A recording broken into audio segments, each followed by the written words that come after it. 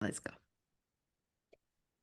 Welcome to Destined for Success. I'm your host, Jennifer Takagi, and it's Potapalooza Day. I just love Potapalooza Day. I get to interview all kinds of amazing people that I may or may not have encountered otherwise. The next guest is super fun because I met her in person first.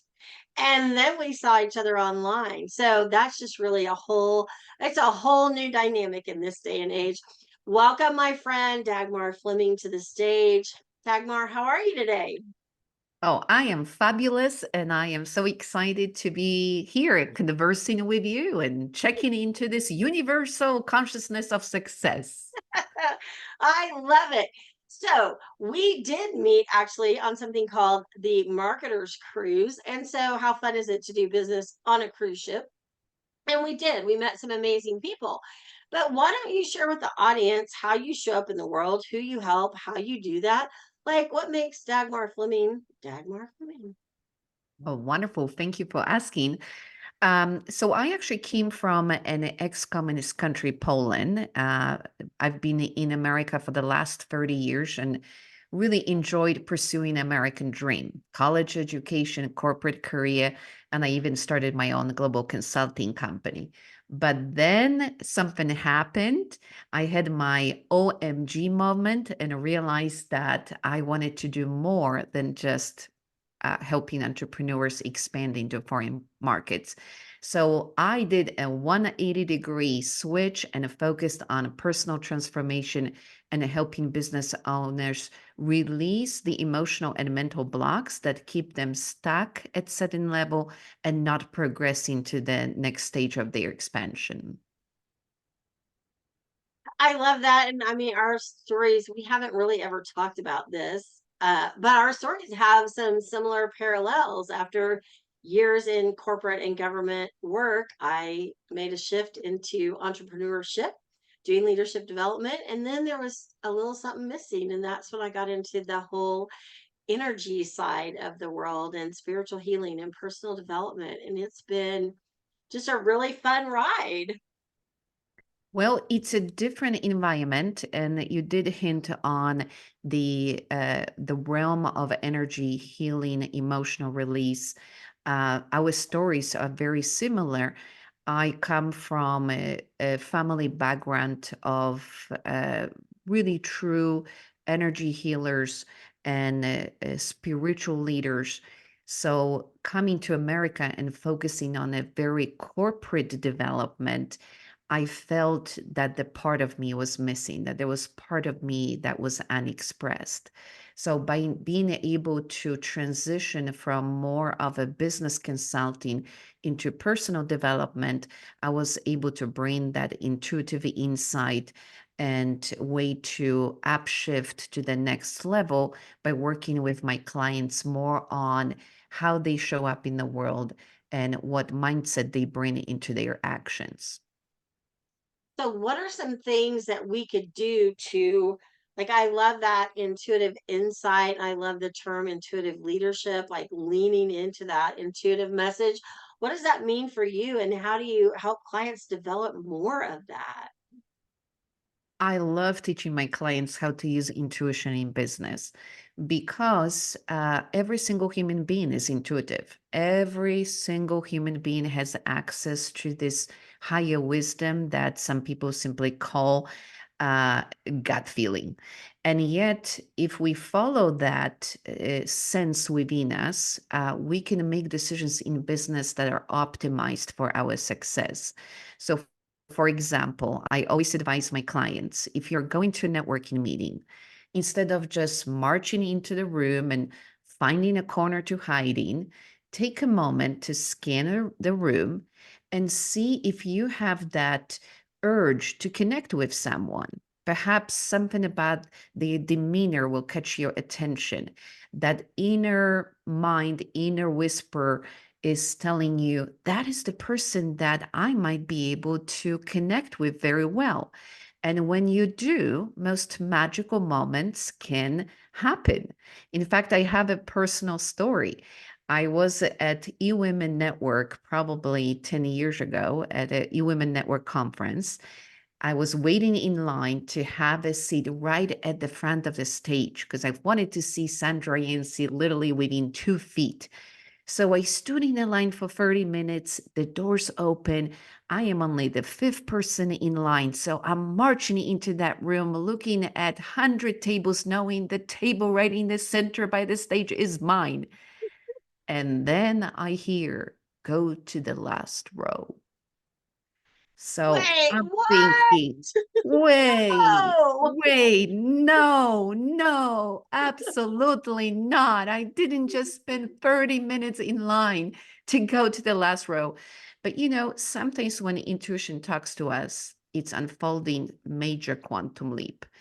So I did go to the last row, and there in the middle of the last row was a lady sitting by herself. So I'm thinking, like, well, if I'm going to sit here, at least there's somebody like me that wants to be a loser at the very end. We might as well be in that loser category together. So I sit down, we strike a conversation. Turns out she has multiple national radio shows and TV shows, and she invited me to be on her show. And that was my first major national interview that I received simply by following this intuitive guidance to go to the back. So you never know what's going to unfold if you just tune in. and so I love that story so much because I typically have an idea, and it's only happened a couple of times, but it was so true. Like, stay completely away from this person. Like, they are bad. They are bad news. They are not going to bring anything good into your life. And unfortunately, I was right. I wanted to be wrong really badly, but I was not wrong. But when you walk into a room like that, for me to listen to my intuition, I really have to be quiet and still. And so I can imagine walking in a room like that. People are talking, everybody's trying to get in, everybody wants that front table seat that you are going for. Do you have some tip for me and the audience on how to tune in very quickly when you might be in a more chaotic environment? hmm So a lot of times we don't realize it, but we sit concentrating in our head. So all the fears, all the anxiousness, even strategies, tactics that we conceive, all of that is sitting much higher. So if you imagine as your soul trained to enter into your body, it really gets past the chin. So it's kind of hard to listen to something when, you have no connection with that inner wisdom. So by simply standing for a moment still and imagining that you're bringing that your own essence down into your stomach area and even lower into your sacral area, sacral chakra, you start embodying your own wisdom. And it creates this grounding effect where now the brain can release all that yapping, a chatter like a chihuahua, and you can start listening to the actual voice of that inner wisdom that every single human being possesses. So it's So just pull it take a in, second. Like as suck you it walk in. in the room and all the chaos, you just pause for half a second. Yeah, and bring it in. You literally consciously, for people who have hard time visualizing energy, you can just change focus. Instead of focusing in your head, bring focus to the lower part of your abdomen, to like your gut area. And just by simply drawing attention to that part of your body, you will start embodying yourself much better. Oh, I love that. I'm often asked that myself, like, how do you do that? And I was like, well, it's usually quiet. I'm usually quiet. I've had a couple of funky car situations where I just knew something bad was going to happen. And I was like, how do I tell the next car? I knew this guy was going to run this light, and the gal next to me was going to T-bone him because she couldn't see him. And I just intuitively knew they don't teach you this in driver's ed, but it was like, Jennifer, slam on the brakes and the horn, and she will react. And that's exactly what happened. And we got to the next light, and she looked at me and she goes, oh my God, you saved my life. And I was like, I know, but it really wasn't me. It was like, but I was in the car. I didn't even have the radio on. It was very quiet, very calm. But you have to be mindful of what's going on around you. So you walked in that room and you're like, where do I need to sit? Because I'm going here. And it's like, no, go over here. Hard left, hard left. And, you know, for those of our listeners who doubt that they have innate psychic abilities, talking about driving, we all instinctively know when someone's about to change the lane, don't we? How do we know it? How are we reading other drivers? We've never met them, always see a car, and yet you always know when someone's about to cut you on the road, or maybe that they're slowing down for exit. That is just a visual reminder that we do have a way to connect to other human beings on a level that transcends words. And if we just give ourselves permission to believe that we are constantly communicating on a nonverbal level, then we can actually hear our own communication that's going on internally. Well, and that's so great about the cars because you do. It's just I don't remember. I've driven a lot lately and been in the car a lot more than normal. But it's like, yeah, I better just slow down. That guy's going to cut right in front of me, and lo and behold, the guy cuts right in front of you. And I don't think it's like I created my own reality. Like, oh, I manifested that guy to cut me off. No, I think I was just in tune with the fact that that just kind of looked like what he was going to do, and I mean, I can be, half a second later than I planned and let him get in front of me. But we can take those skills and apply to everything in life. I mean, let's talk about women who constantly attract schmucks into their lives, right? Let's It's talk the about that. Yeah, it's a Yeah. one disaster, one dating disaster Yes. after another, right? Well, you knew. I mean, let's face it. We know when we meet a person whether this is a good person for you or not. And a lot of times we ignore these signs, these alarm bells. So there we are back in a relationship that's not good. It can happen in business too. I mean, how many VAs you have to go through before you realize you're attracting the same person that has no drive or ambition? Perhaps there's something within ourselves that do create these situations until we say, okay, time to take some pause and look at what's going on in my mind that I keep replicating the same situations that I don't like. I mean, I don't know why you're convicting me right now about my VA situation, but thanks for that. Well, I mean, It's it's I'm true. speaking from my own experience. Unfortunately, we do like to repeat patterns. We, per law of one, per universal law, each lesson should be learned only once, but we humans, we kind of like the redo, remake. So we just keep repeating the same mistakes over and over again. And naturally, when most of us get to the point where we're done with the lesson, that's when the major shift, quantum change happens. So I certainly invite all of our viewers to take a moment and ask themselves a question. Why am I repeating these experiences? Because there is a light at the end of a tunnel. We just have to put the bulb on. And sometimes we don't even realize there is a pattern. So I'm going to go back to what I said a second ago about paying attention. I There was a gal who had like 3 wrecks in a row, and semis just kept running her off the road. And I said, well, like so scary, but what happened? Well, come to find out, I believe from what she said, I'm not trying to pass judgment on this, I'm just trying to understand. It sounded like she's just riding in their blind spot. Well, if you keep driving next to a semi in their blind spot, they're going to keep running you off the road because they can't see you. And so, like, sometimes we have to have the same thing happen several times before we're like, wait, there is a pattern here.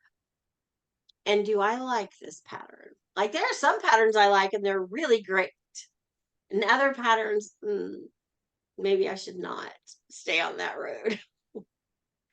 And awareness is the number one way to shift something. You're using the word blind spot, and that is the problem. A lot of times we do not know what kind of thought patterns we're operating on. Well, if you don't know that's a pattern, how on earth can you change that?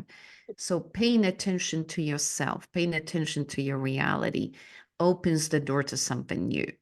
Like, worst comes to worst, just buy a mirror, look at you, and ask yourself a question. What the heck am I doing? Why am I doing this? And you mentioned something that really triggered a thought in my mind. Our focus creates reality. So coming back to this lady that kept running into the same um, accidents, I have this funny story about my mom. Every time she visits me, she inadvertently breaks something.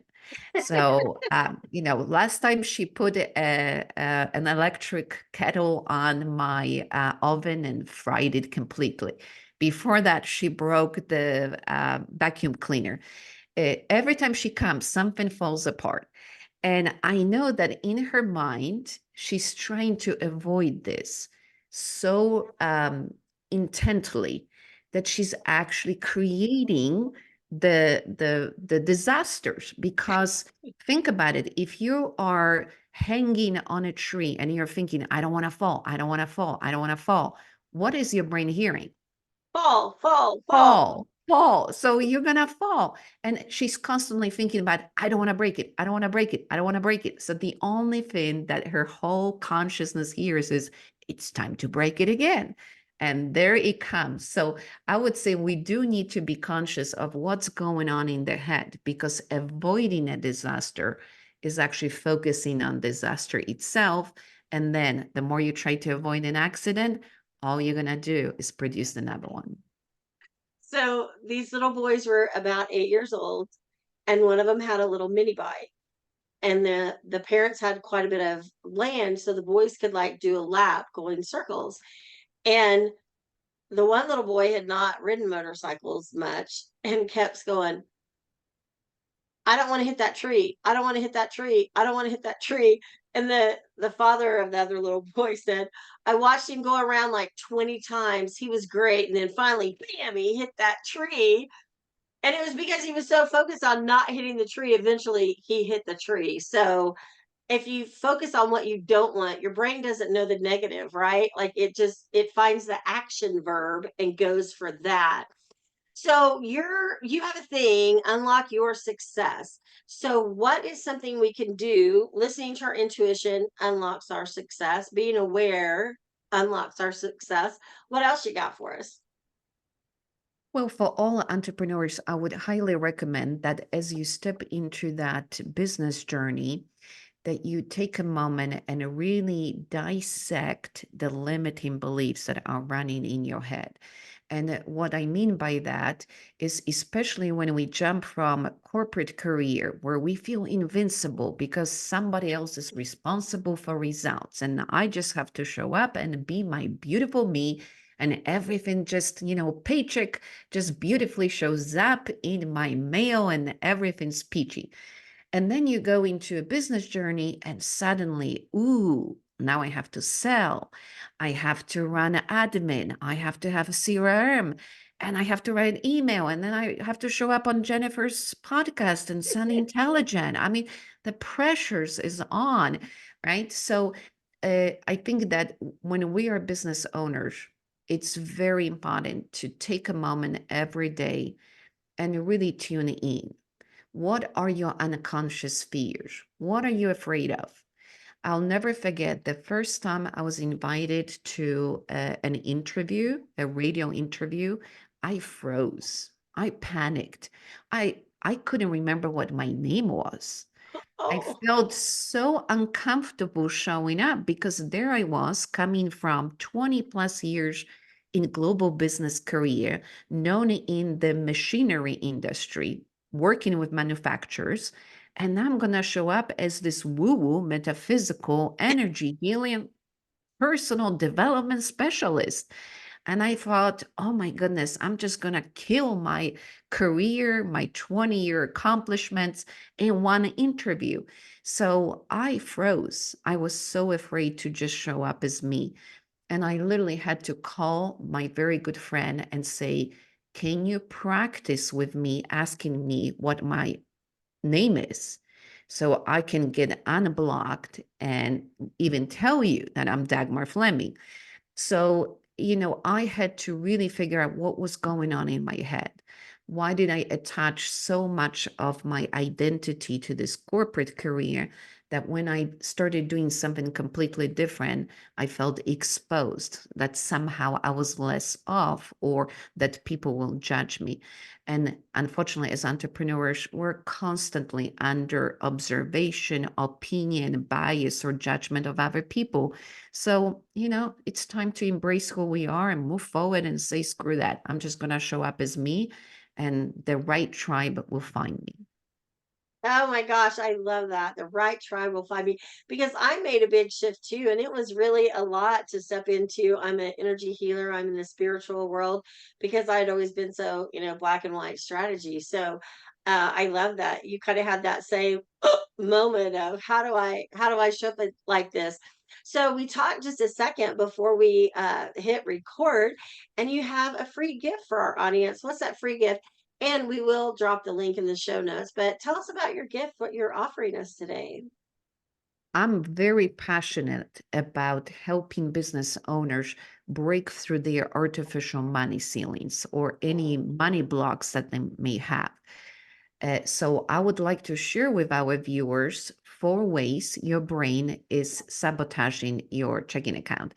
And in that guide, we will dive into the core 4 reasons that most business owners unconsciously get stuck below their income potential. And this is relevant whether you're just making $100,000 or $10 million, because we all have a certain money ceiling. And I usually say the only difference is how many zeros are attached to that ceiling. So I hope that this resource will help open your mind to some concepts that you may be attaching your worth to, or your concept of money making abilities, and most of all, worthiness, because most people feel so unworthy of money. Oh my gosh, that's such a beautiful gift. I love that. So do you have a link for that you can share easily, or do we just need to have the show notes? Where do we get this? It's absolutely, if you come to my website, dagmarfleming.com, right there on the homepage, you'll be able to grab it. All right, dagmarfleming.com. Dagmar, this has been awesome. Thank you so much for your time and sharing your wisdom with the audience. Well, it's been fun, Jennifer. Anytime you and I can get together, it's always fun, business, and happiness that follow. Oh my gosh, I love it. Thank you so much for your time. Thank you. I'm Jennifer Takagi with Destined for Success, and I look forward to connecting with you soon.